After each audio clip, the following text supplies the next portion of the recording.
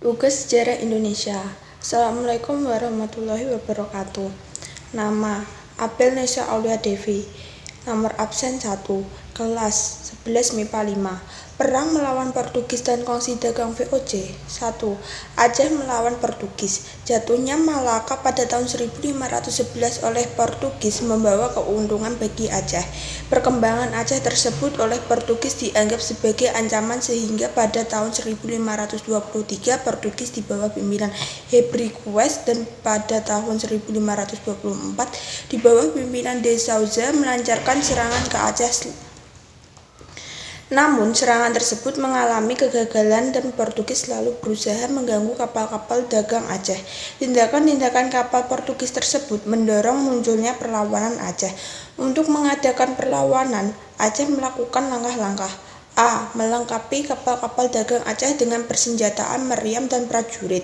B. Mendatangkan bantuan persenjataan sejumlah tentara dan beberapa dari Turki pada tahun 1567. C. Mendapatkan bantuan persenjataan dan Kalikut India dan Jepara. Pada masa pemerintahan Sultan Iskandar Muda 1607 sampai 1639, semangat mempertahankan tanah air dan mengusir penjajahan asing terus meningkat.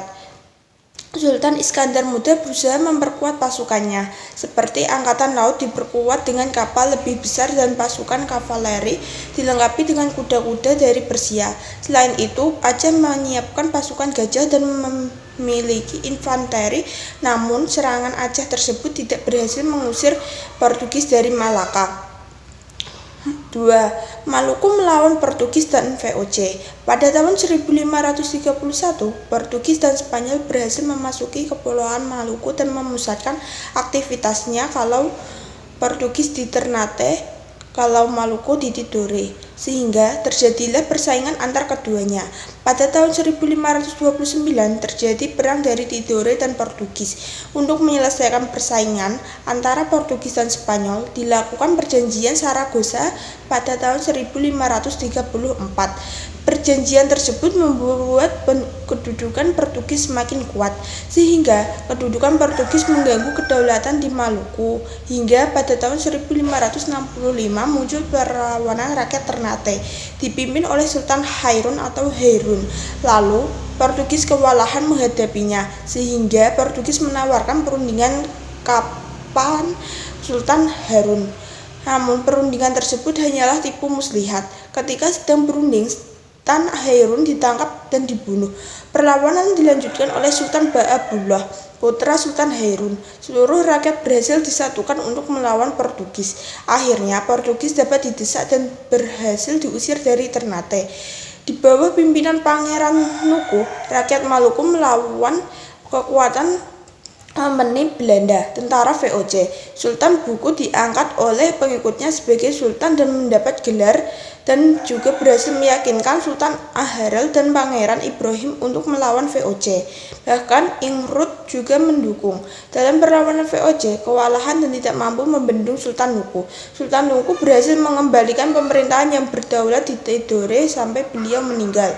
3. Sultan Agung melawan VOC. Kerajaan Mataram mencapai zaman keemasan pada masa pemerintahan Sultan Agung. Alasan Sultan Agung menyerang Batavia adalah sebagai berikut. A. Tindakan monopoli perdagangan yang dilakukan VOC.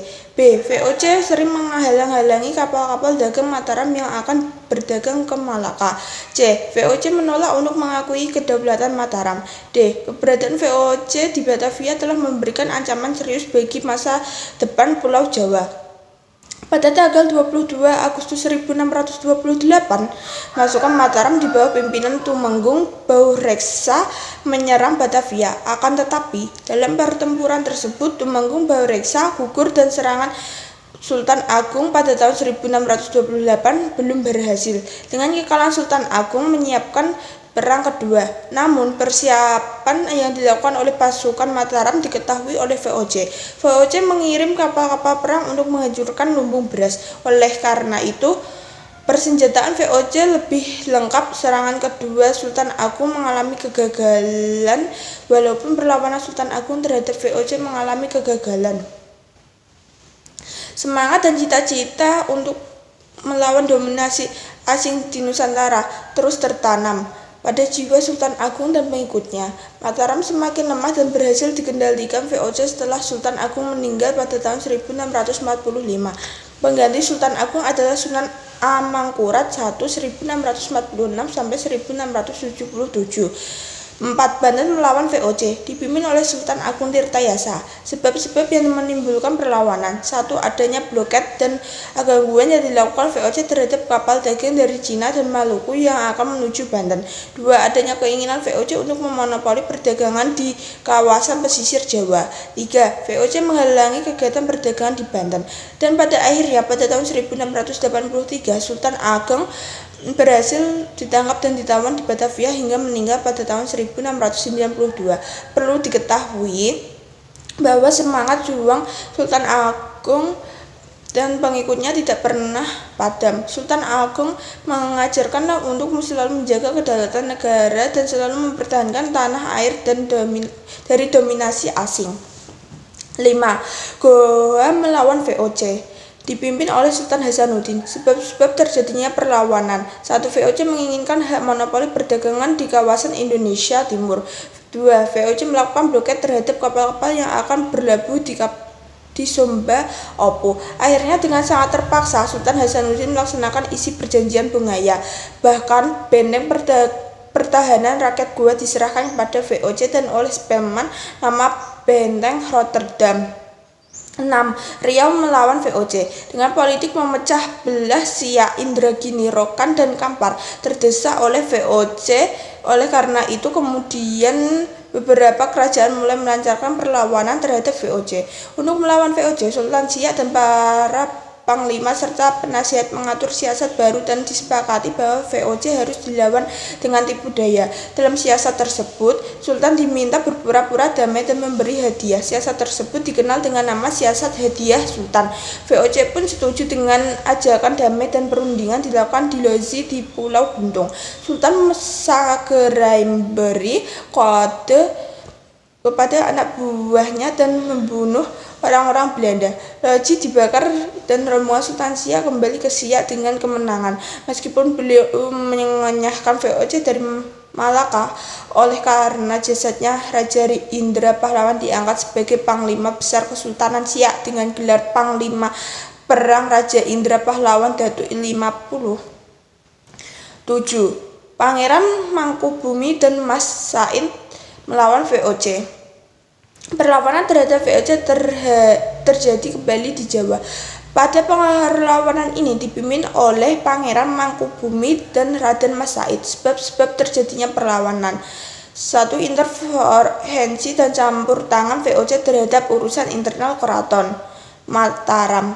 2. Sikap Pakubuwono II yang sewenang-wenangnya terhadap bangsawan Mataram ditunduk terhadap VOC. 3. Keinginan Raden Mas Said dan Pangeran Mangkubumi untuk mengambil hak asasi kekuasaan beberapa daerah Mataram.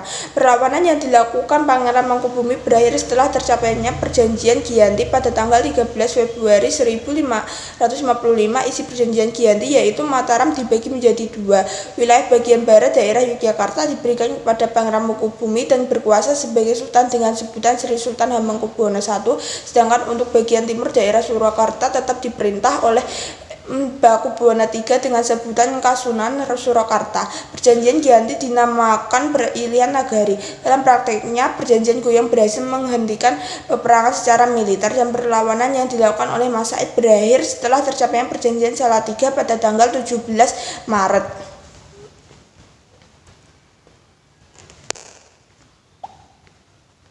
1757. Isi perjanjian Salatiga antara lain Mas Said diangkat sebagai penguasa di sebagian wilayah Surakarta dengan gelar Pangeran Adipati Arya Mangkunegara. Terima kasih.